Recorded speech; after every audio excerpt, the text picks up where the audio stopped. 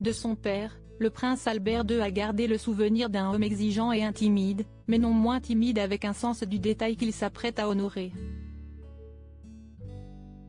Dès le 31 mai prochain, les Grimaldi et les Monégasques rendront hommage à Régnier III à l'occasion de son centenaire.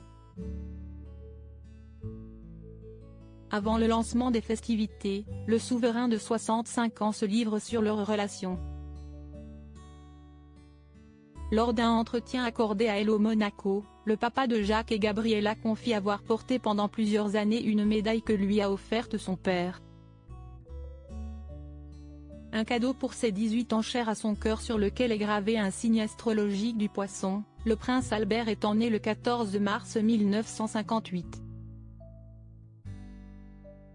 Pour autant, le prince Régnier n'était pas vraiment un féru d'astrologie, ma mère l'était davantage. Il trouvait cela amusant. Une tendre confidence à laquelle s'ajoute celle sur le surnom affectueux que lui avaient donné ses parents. Supérieur à Albert II de Monaco, découvrez son évolution physique et Albert II révèle tendre surnom que lui avaient donné ses parents. Il s'agissait en fait d'un diminutif, Albi, glisse le prince Albert II. Il n'a plus été utilisé depuis mon adolescence, évidemment.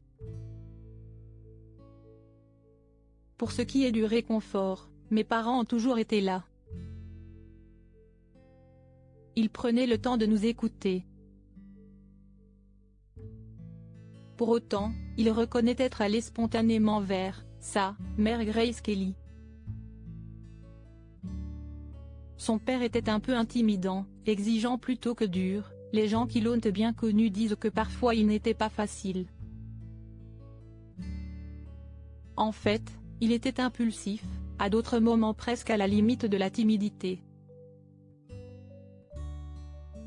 Il se souvient alors, je l'ai vu mal à l'aise avec des gens qu'il ne connaissait pas vraiment, par exemple. Depuis la mort de Régnier III de Monaco, survenue le 6 avril 2005, le prince Albert n'a pas de regrets quant à ce qu'il aurait voulu lui dire et qu'il n'a jamais.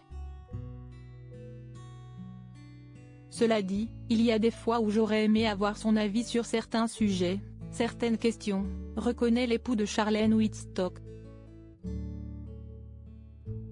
Crédit photo, agence.